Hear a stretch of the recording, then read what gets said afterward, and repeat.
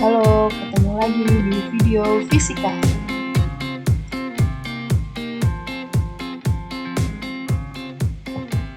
Di video kali ini kita akan belajar tentang pembiasan cahaya. Pembiasan cahaya dapat terjadi karena cahaya akan berubah arah ketika melintasi dari satu medium ke medium lain yang berbeda jenisnya. Fenomena alam yang bisa kita lihat dalam kehidupan sehari-hari adalah saat kaki terendam air atau saat sedotan berada di dalam gelas.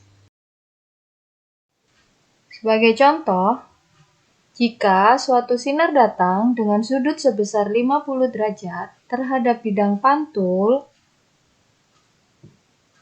maka berapakah besar sudut pantulnya? Jawaban yang benar adalah 40 derajat.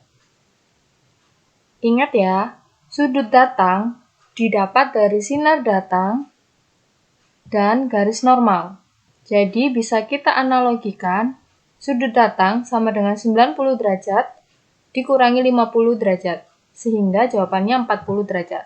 Kemudian sudut datang sama dengan sudut pantul, sehingga sudut datang di sini sama dengan 40 derajat. Jadi sama dengan sudut pantul, sehingga jawaban sudut pantul adalah 40 derajat. Ketika cahaya merambat melalui medium yang berbeda, arah rambat cahaya akan berubah, sebab kecepatan cahaya di berbagai medium berbeda-beda. Sebagai contoh, ketika sudut datang cahaya 30 derajat, teramati bahwa sudut biasnya adalah 22 derajat. Jika cepat rambat cahaya di udara adalah 3 kali 10 pangkat 8 meter per sekon, maka tentukan cepat rambat cahaya dalam air, dan juga panjang gelombang cahaya dalam air. Pembahasannya, sudut datang yang diketahui adalah I sama dengan 30 derajat. Kemudian untuk sudut biasnya, kita beri inisial R sama dengan 22 derajat. Jika cepat rambat cahaya di udara adalah 3 kali 10 pangkat 8 meter per sekon, panjang gelombang cahaya di udara adalah 570 nanometer, maka tentukan cepat rambat cahaya dalam air dan tentukan juga panjang gelombang cahaya dalam air. Pembahasannya bisa kita gunakan persamaan sin I per sin R sama dengan V1 per V2. Kemudian kita masukkan besaran I dan R serta V1. V1 di sini sama dengan C, yaitu cepat rambat cahaya di udara. Sedangkan V2 sama dengan V. Maka bisa kita tuliskan C sama dengan 3 kali 10 pangkat 8. Dan V2 kita ganti dengan V. Maka didapatkan besar V 2,25 kali 10 pangkat 8 meter per sekon. Di sini bisa kita perhatikan cepat rambat cahaya di air lebih kecil dibandingkan cepat rambat cahaya di udara, yakni 3 kali 10 pangkat 8 meter per sekon. Cepat rambat cahaya terbesar adalah di ruang vakum atau ruang hampa. Lalu bagaimana panjang gelombang cahaya dalam air? Ingat ya, cepat rambat gelombang, frekuensi, dan panjang gelombang itu saling berkaitan, sehingga kita bisa menggunakan persamaan berikut. V1 per V2 sama dengan lambda 1 per lambda 2. Kemudian kita masukkan besaran yang sudah diketahui, dan didapatkan hasil panjang gelombang cahaya dalam air sebesar 427,5 nanometer. Dalam materi pembiasan cahaya ini, kita dapat menggunakan beberapa persamaan, yakni sin I per sin R sama dengan V1 per V2, kemudian sin I per sin R sama dengan lambda 1 per lambda 2, dan V1 per V2 sama dengan lambda 1 per lambda 2. Hukum pembiasan yang digunakan adalah hukum Snellius yang dikemukakan oleh Wilbur Snellius yang berbunyi, sinar datang, sinar bias, dan garis normal terletak pada satu bidang datar. Kedua, perbandingan sinus sudut datang dan sinus sudut bias, suatu cahaya yang datang dari satu medium ke medium lain merupakan konstanta.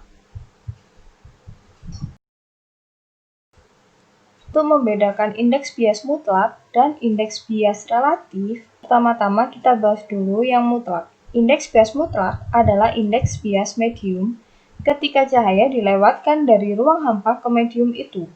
Sebagai contoh, indeks bias kaca sama dengan 1,5 dan indeks bias air sama dengan 4,3 dan indeks bias udara sama dengan 1. Indeks bias relatif adalah indeks bias medium relatif terhadap medium lain. Sebagai contoh, N21 sama dengan indeks bias 2 per indeks bias 1. Sebagai catatan, medium dengan indeks bias lebih besar memiliki kerapatan optis lebih tinggi.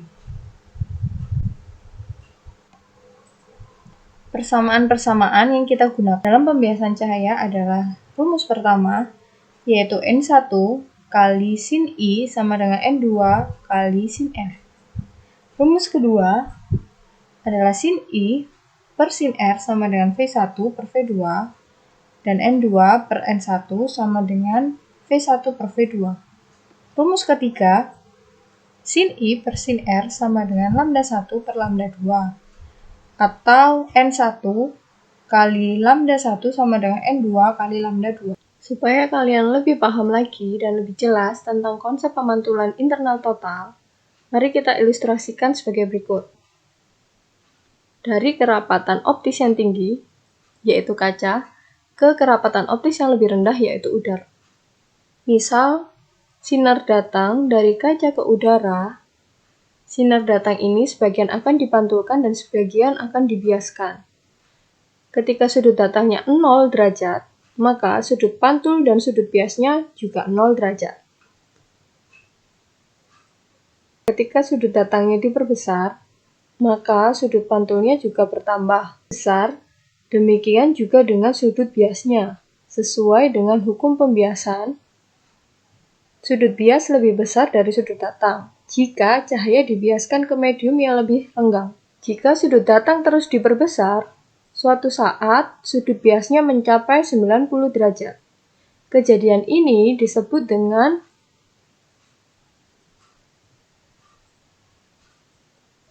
sudut kritis atau sudut batas. Jika sudut datang diperbesar sehingga lebih besar dari sudut batas, maka sinar tidak akan dibiaskan, tapi sinar akan dipantulkan.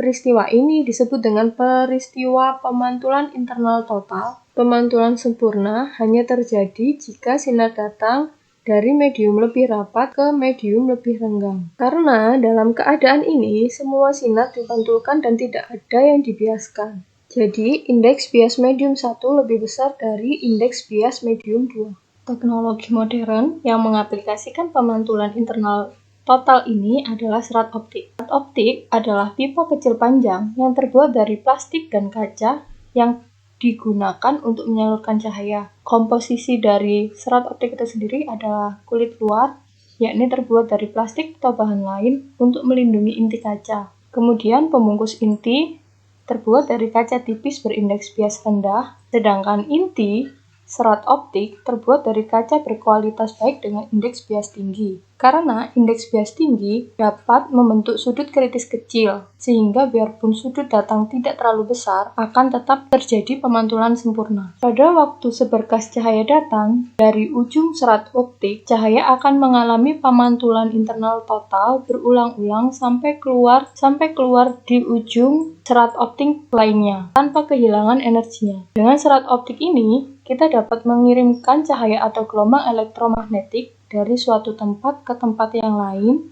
tanpa banyak kehilangan energi. Untuk aplikasi dari serat optik, pertama, dalam bidang kedokteran digunakan untuk metode bedah non-intrusif atau yang biasa disebut dengan endoskopi. Kemudian pada bidang militer digunakan untuk transmisi data.